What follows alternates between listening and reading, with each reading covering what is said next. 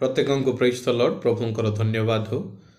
प्रिय माँ बापा भाई भौणी पुओ झील प्रभुंकर दास दासी गण प्रभु आपण मान को आशीर्वाद करंतु अनुग्रह करंतु एवं वर्धिष्णु करंतु। विशेषकर जो मैंने ये वीडियो को देखुंट प्रचुर रूपे आपण मानकर जीवन में परमेश्वर आशीर्वाद को आपण माने प्राप्त होंतु। जहाँ आपण माने ज्ञातव्य अटंती जहाँ आपण माने जानी केवल ताहा मु आपण मानक सम्मुखरे रखुअछि स्मरण रे ताहा आनिदेबा पई चाहूछि। ताहाको मने पकांतु कारण शुणा जाइथिबा वाक्य प्रति अधिक मनोजगी हेबा मानकर आवश्यकता रही अछि, नहले आ लक्ष्य भ्रष्ट हो जिवे। एणु लक्ष्य भ्रष्ट न हेबा निमंते मु आपण मानकु केवल मने पकई देबा पई चाहे। आ प्रभु जीशु ख्रीष्ट शिष्य मानक सहित जेतेबेले प्रार्थना निमंते से जाउथिले अनेक स्थान को अनेक पर्वत को से समय अनेक विषय को से माने कथबार्ता होइछंती। शिष्य माने जीशु को पचारिछंती एवं जीशु शिष्य मान को कहिछंती। सेथि मध्यरु गोटिए वाक्य आमाने देखिबा माथि लिखित सुसमाचार 24 पर्व 3 पद ठारू आगको आउ जो समस्त विषय रही अछि जहा कि जुग शेषर लक्षण कौन से विषय लिखा जाए। आउ जेतेबेले जित पर्वत रे से माने बसिले समस्ते जीशुंक सहित शिष्य माने सही समय आउ जहा घटी जहाँ से माने पचारिछंती आउ ताहार उत्तर जहाँ पाइछंती ताहा मु आपण मानक सम्मुख रखिबा पई चाहे। प्रभुंक वाक्य रे सेही प्रकार लिखा जाए। परे से जित पर्वत पर बसंते शिष्य माने ताहांक छामुको गोपन रे आसी पचारिले ए सब केबे घटिबो, पुणी आपणक आगमन और जुगांतर लक्षण कौन ताहा आम्भमानंकु कुह। परमेश्वर को कहउछंती जे प्रभु तुमर आगमन और जुगांतर लक्षण कौन। हे तो आगमन केबे हेबो केही जानती नहीं, ता निश्चय हेबो, किंतु जुगांतर लक्षण जहा कि जानिबा दरकार। शिष्य माने जानिबा पई चेष्टा कले इच्छा कले एणु करी जीशु को पचारले। सेथिरे जीशु सेमान को उत्तर दउछंती आउ कहउछंती सावधान केही जपरि तुम्भ मान को भ्रांत न करे। तार अर्थ अनेक लोक भ्रांत करिबा पई बाहरिबे, भ्रांत शिक्षा को से माने प्रचारित करिवे। एणु विशेष करी समस्ते सावधान हेबा आवश्यकता रही अछि।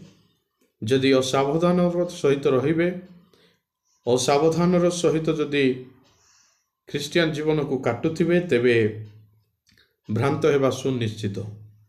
एणु सावधान हेबा निहाती आवश्यक। पवित्र बाइबल को देखंतु, केही कौन कहिले मध्य निज गाँव रे थिबा प्रभुंकर दास दासी मान को आउ ताहा पचारंतु, नहले आपण माने भ्रांत हो जिवे। कारण अनेक मो नाम रे आसी मु ख्रीष्ट बोली कही अनेकों को भ्रांत करिवे। आउ तुम्हे माने युद्धर विषय संग्रामर जनरव शुणिब। सावधान व्याकुल हो नाही, कारण यही समस्त अवश्य घटिब, किंतु सही काल जुगांत नुहे। युद्धर विषय शुणिब, संग्रामर जनरव शुणिब, यह घटी आसुछि आगक मध्य घटिब। प्रभुंक वाक्य जहाँ कहूछि ताहा सफल हेउछि। एणु सावधान तत्सहित व्याकुल हुओ नहीं, कारण ए सबु विषय अवश्य घटिब आउ सही काल जुगांत नुहे। कारण जाति विपक्ष रे जाति और राज्य विपक्ष रे राज्य उठिब, पुणी स्थाने स्थाने दुर्भिक्ष और भूमिकंप हेब। आजिर जगत रे ठीक से प्रकार चलछि। जाति जाति को लेकिन मध्य तत्सहित राज्य विपक्ष रे राज्य, कौ राज्य रे भल होउछि, कौ राज्य भल चलीछि चलीछि, समस्त विषय दोषारोप मध्य चलीछि। यह घटी चलीछि प्रिय ईश्वरंकर लोक माने, प्रिय माँ बापा भाई भौणी प्रभुंकर दास दासी माने जो वाक्य लिखाई ताहा घटी चली अछि। प्रभुंक वाक्य कहूछि, किंतु ए समस्त प्रसव वेदनार आरंभ मात्र। सही समय लोके तुम्ह मान को क्लेश भोग करने निमंते समर्पण करिवे और तुम्ह मान को बध करिवे, आ मोहर नाम सकाशे तुम्हें माने समस्त जाति द्वारा घृणित हेबे।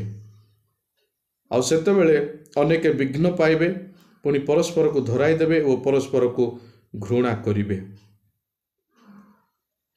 ପ୍ରଭୁଙ୍କ ନାମ ସକାଶେ ଘୃଣା ମଧ୍ୟ ମିଳିବ।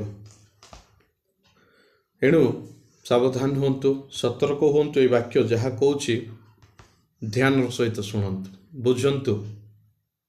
ଆପଣମାନଙ୍କ ଜୀବନରେ ଯେତେବେଳେ ପରମେଶ୍ୱର କଥା କହୁଛନ୍ତି ତାହା ରଖନ୍ତୁ ନିଜ ହୃଦୟରେ। ପ୍ରଭୁଙ୍କ ବାକ୍ୟ ତାହା ସଫଳ ହେବ ହିଁ ହେବ। ଆମମାନଙ୍କର ଇଚ୍ଛାରେ ହେବ ନାହିଁ, କି ମନୁଷ୍ୟ ଯାହା ଇଚ୍ଛା କରୁଛି ସଂସାରରେ ତାହା ହେବ ନାହିଁ। ପରମେଶ୍ୱରଙ୍କର ଇଚ୍ଛା ହିଁ ସଫଳ ହେବ। ଏଣୁ ଧୈର୍ଯ୍ୟ ଧରିବା ଆବଶ୍ୟକତା ରହିଅଛି। ଆଉ କ'ଣ ହେବ? ଅଧର୍ମ ବୃଦ୍ଧି ପାଇବ, ଲୋକମାନଙ୍କର ପ୍ରେମ ବି ଶୀତଳ ହୋଇଯିବ। ଯେ ଶେଷ ପର୍ଯ୍ୟନ୍ତ ଧୈର୍ଯ୍ୟ ଧରି ରହିବ ସେ ହିଁ ପରିତ୍ରାଣ ପାଇବ। ମୁଁ ଆପଣମାନଙ୍କୁ କହିବା ପାଇଁ ଚାହେଁ, ଶେଷ ପର୍ଯ୍ୟନ୍ତ ଧୈର୍ଯ୍ୟ ଧରନ୍ତୁ। ତାଡ଼ନା, ଅପମାନ, ନିନ୍ଦା, ସମସ୍ୟା ଏହିସବୁ ବିଷୟ ଆସିବ ପ୍ରଭୁଙ୍କ ନାମ ପାଇଁ।